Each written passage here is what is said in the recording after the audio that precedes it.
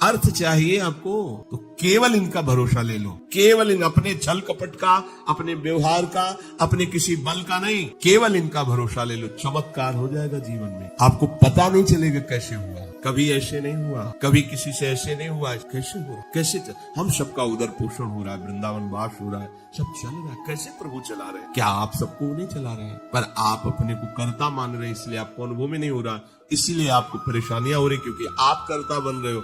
अगर विश्वंभर कर्ता को कर्ता मान लो और उनके आश्रित हो जाओ तो जो चाहोगे मिल जाएगा, अगर न चाहोगे तो वो मिल जाएंगे, जो चाहोगे मिल जाएगा। बिल्कुल कोई चाह न करो तो जो व्यवस्था उनको करनी करेंगे और वो स्वयं मिल जाएंगे। अर्थार्थी भक्त को धन संपत्ति वैभव चाहिए, पर वो केवल हरि से चाहिए, दूसरे से नहीं। पर ये ध्यान रखना, इसकी परीक्षा होगी। आप अपने इष्ट देव के अनन्य होकर के यदि आप अर्थ चाहोगे तो बहुत जल्दी आपका परिवर्तन होना शुरू हो जाएगा। पर आचरण आपके पवित्र होने चाहिए, भी ध्यान रखना। आचरण की अगर पवित्रता नहीं तो फिर शिकायत मत करो। आप अपने आचरण पवित्र करो और नाम जप करो, केवल हरि के आश्रित रहो, फिर देख लेना। अगर आपको लगता हो कि भगवान के भक्त बहुत गरीब और ऐसे, सच्ची पूछो, उनको आकांक्षा नहीं। प्रभु जबरदस्ती व्यवस्था करते, उनको आकांक्षा नहीं हो। 4 रोटी मांग ली है, पूरा जीवन प्रभु के लिए। उन प्रेमी महापुरुषों की चरण धूल अगर शरीर का स्पर्श कर ले तो पावन। देवता तरसते हैं उनकी सेवा के लिए, सिद्धियां हाथ जोड़े खड़ी रहती है, पर वो अकिंचन महात्मा किसी से कुछ नहीं चाहते। कि ऐसा न समझो कि हमारा दास, हमारा भक्त, हमारा आश्रय लेने वाला ऐसा नहीं। वो हरिदास भगवान की चरणों का दास है, समस्त ईश्वर संपन्न भगवान उसके अधीन हो जाते हैं जो भक्ति करता है। अगर आपको अर्थ चाहिए तो केवल भगवान का आश्रय ले, दूसरे का नहीं। अब ये कोई छोटी मोटी बात नहीं, देख लीजिए अंदर से। अपने बल का आश्रय नहीं, किसी दूसरे व्यक्ति का आश्रय नहीं, किसी दूसरी देवी शक्ति का आश्रय नहीं, केवल श्री हरि का आश्रय। और जब आप पक्के उतर जाओगे, जैसे सुदामा जी, तो जैसी द्वारिकापुरी थी वैसे सुदामापुरी हुई, जैसा वैभव द्वारिकाधीश का वैसे सुदामा जी का वैभव था। पक्का मान। लोग समझते नहीं, ऐसा ना समझो कि ये केवल कथाएं हैं। आपका जीवन स्वयं एक कथा बन जाएगा। यदि आप हरि के आश्रित हो गए तो आपका जीवन चरित्र दूसरों के लिए उदाहरण बन जाएगा। पर निष्ठा चाहिए। कई दिन भूखे रहे सुदामा जी। उनका मित्र किसी जमींदार के यहाँ पुरोहित ही करता था।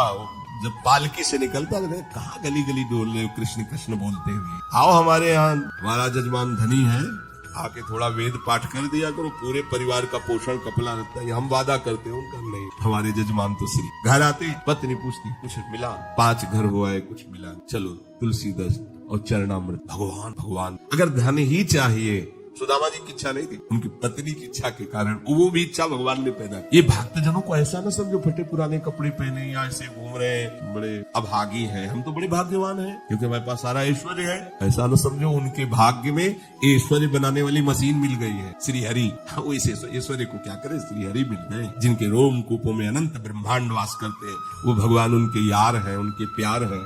वो दूसरे की तरफ क्यों ताक। और जिज्ञासु जो जानना चाहता है, भगवान को केवल भगवान ही जानते हैं, दूसरा नहीं जानते। पक्की बात है, भगवान को केवल भगवान जानते हैं, दूसरा नहीं जानते। बोले संत महात्मा, इनको भगवान ने जना दिया तो ये भगवान के स्वरूप हो गए। सोई जाने जे देहु जनाई और जानत तुम्हें हो जाए, जानत तुम्हें हो जाए। अब वो ढांचा केवल बाहर से दिखाई देता है, मनुष्याकृति, पर अंदर वो ब्रह्मविद ब्रह्म ही भवत। भगवान को जान करके वो भगवत स्वरूप हो जाते हैं। जानत तुम्हें हो जाए। जानने के लिए एकमात्र भगवान का आश्रय लो। अगर तुम्हें जानना है संसार क्या है, भगवान क्या है, मेरा स्वरूप क्या है, तो एकमात्र अंदर से श्री हरि का आश्रय लो, वो तुम्हें गुरु रूप से मिल जाए। बस उनकी आज्ञा का पालन करो तो जो गुरु है वही शिष्य हो जाता है। शिष्य की पूर्णता गुरु स्वरूप में स्थित हो जाना, भेद खत्म हो जाना, अभेद हो जाना। जो गुरु है वही शिष्य का हृदय हो जाता है। ढांचा 2 दिखाई देंगे, अब गुरु शिष्य में किंचन मात्र भेद नहीं रहा, अभेद स्थिति को प्राप्त हो गया। यही गुरु के वचन पालन करने का फल है। जानत तुम्हें हो जाए, वो इष्ट स्वरूप हो जाता है, वो गुरु स्वरूप हो जाता है। ज्ञानी जब भगवत स्वरूप का साक्षात्कार हो जाता है तो जिसके अंदर अभेद भावना होती है वो मोक्ष को प्राप्त, और जिसके अंदर प्रियता होती, थोड़ा हृदय द्रवित होता है, वो आगे बढ़ जाता है। उसके अंदर फिर दास्य शक्य वात्सल्य आदि भावों का प्रेम जागृत होता है। ये मोक्ष से भी स्वादिष्ट है। जो मोक्ष सुखानुभव करने वाले बड़े बड़े महापुरुष हुए, उनके अनुभव निकले जब इस प्रेम का रसास्वादन किया। जैसे भगवान के ही स्वरूप से सुखदेव जी, जब लालजू की रूप माधुरी श्रवणेन्द्रिय से गई, और वो तो सिद्ध महापुरुष है, जैसा शब्द सुन रहे वैसे ही भाव में रूप जागृत हो रहा है। उनको कोई ध्यान थोड़ी लगाना है, बरहापीडम नटवर बपु, तू वैसे ही सामने नटवर बपु बिक गए एकदम उस रूप को। इतना सुंदर श्याम, इतना सलोना श्याम, ये तो ब्रह्मानंद को भी फीका कर देने वाला रूप है। उठ खड़े हुए 18,000 श्लोक कंठस्थ के, श्रीमद् भागवत के 18,000 श्लोक कंठस्थ। और ये ऐसे महापुरुष है जो जन्म सिद्ध है। अपने पिता व्यास जी को स्वयं उत्तर नहीं दे रहे, वृक्ष उत्तर दे रहे हैं, सुखोहम वृक्षों से निकल रहा है। ऐसे तदात्म भाव को प्राप्त महापुरुष अर्थात ब्रह्मानंद से भी श्रेष्ठ श्री कृष्ण का रूप रसास्वादन। मधुसूदन सरस्वती जी बंशी विभूषित करा नवनी हृदाभात, उसमें कह रहे कृष्णात् परम किमपि तत्व, हमने कृष्ण से कोई बड़ा तत्व है। तो जो भगवान कह रहे हैं कि ज्ञानी जो भक्त है, यहाँ दो भाव ज्ञानी की, जिन्होंने सत्य को जान करके भगवत स्वरूप में लीन हो गए, या जो सत्य स्वरूप भगवत स्वरूप को जानकर प्रेम में लीन हो गए। प्रेम में लीन होना अभेद होते हुए भी भेद भाव को स्वीकार करना, ये भेद मायाकृत नहीं है, ये चिदानंद भाव भेद है, भाव भेद। ये जो ज्ञान में लीन हो चुके हैं उसके आगे की बात है। इसीलिए इस भेद को वो ना जानने के कारण कहते कुछ न कुछ अविद्या बचती है, तभी भेद दिखाई देता है। ऐसा नहीं है। जिस समय स्वरूप का साक्षात्कार होता है और उसके हृदय में भक्ति का अंश होता है, भक्त को भी स्वरूप साक्षात्कार होता है। मम दर्शन फल परम अनुपा, जीव पाओ निज सहज स्वरूपा। जो ब्रह्म साक्षात्कार में इतना अकाल सूखा कि इतने में ही सब उसका जीव जंतु मनुष्य शरीरधारी बहुत मर जाते हैं। और उसकी मृत्यु भयंकर सूखा, गरम वायु अपने तपती हुई के रूप में देखता है, बचना मुश्किल हो है। जाती कि अपना उसी के घर्षण से दावानल बड़े बड़े वनों में आग लग जाती है।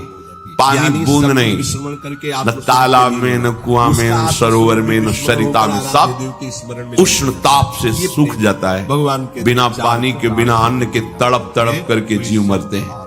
कितना भयानक कष्ट है प्रलय। भगवान से धन चाहेंगे तो हमें तो कष्ट ही कष्ट है। जब हम अगर मुक्त नहीं होते तो कष्ट ही, मरना कष्ट, जीना कष्ट, फिर जन्मना कष्ट, फिर रोग कष्ट, विषाद, हर्ष, शोक, भय, मान, अपमान, पूरा जीवन, पूरे जन्म के जन्म जब विचार करके देखो तो यहाँ कष्ट किसी वक्त कुछ हाथ नहीं लगता है। पूरा जीवन हो गया कमा के, मर गए, फिर कुछ नहीं, भगवत कृपा का, फिर नई पढ़ाई, नई योग्यता, नया धन, नया परिवार, फिर मर गए, फिर कब से चल रहा है। खिंचता चला जाता है। भगवत प्राप्ति अनिवार्य है।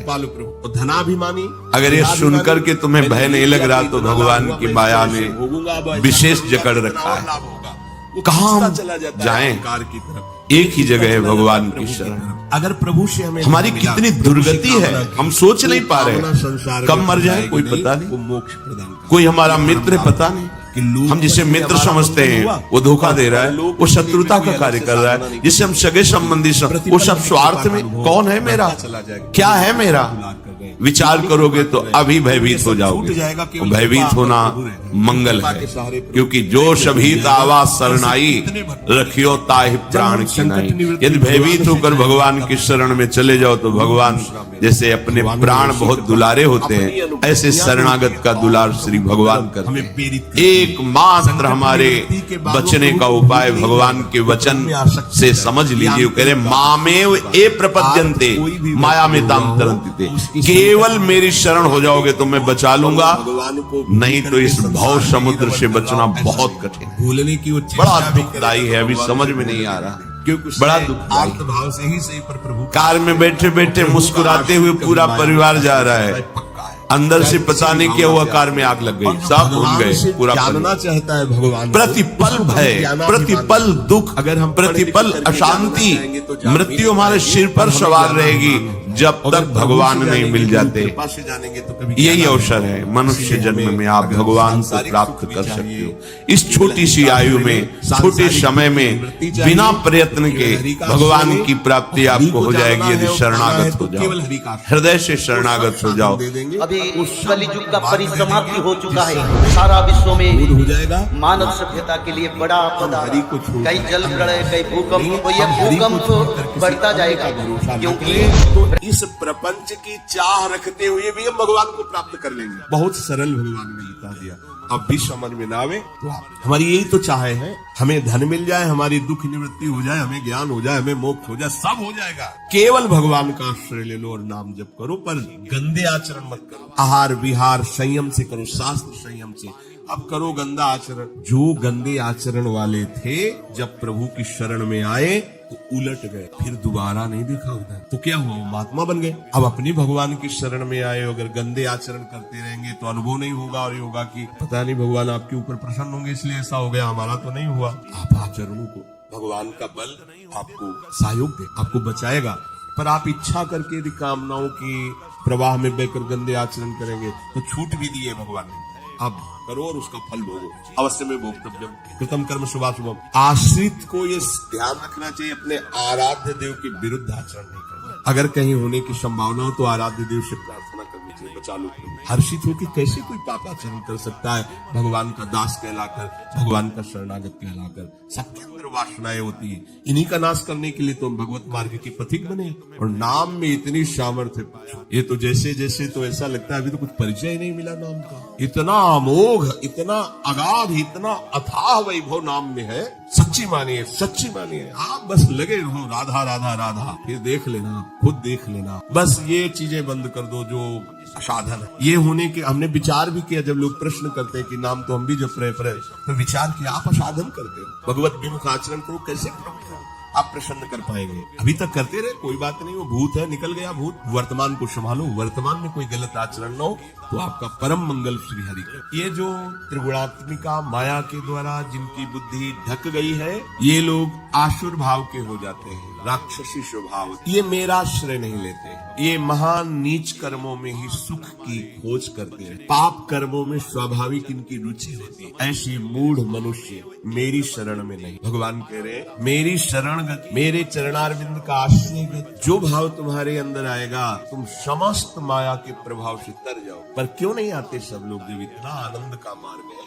इसीलिए नहीं आते कि उनकी बुद्धि अपहृत हो गई है, माया ने आसक्त कर लिया है। वो गंदे आचरण, गंदा भोजन, गंदे विचार, दूसरे जीवों की हिंसा, दुख आदि देना, ऐसे स्वभाव वाले जो पाप कर्म रत है, नीच आचरण वाले हैं, उनके हृदय में ये विचार ही नहीं आता कि हम श्री हरि की शरण होकर महामंगल महासुख को प्राप्त हो। उनको ये सार असार का ज्ञान नहीं होता, नित्य अनित्य का ज्ञान नहीं होता, क्या ग्राह्य है, क्या त्याज्य है, क्या विधि है, क्या निषेध है, क्या करना चाहिए, क्या नहीं करना चाहिए, बिल्कुल ज्ञान नहीं। वो अपहृत ज्ञान वाले हैं, उनकी बुद्धि को माया ने आसक्त कर लिया है। तो क्या इनका कभी उद्धार नहीं होगा? जो भगवान से विमुख है, पाप कर्म में रत है, क्या इनके उद्धार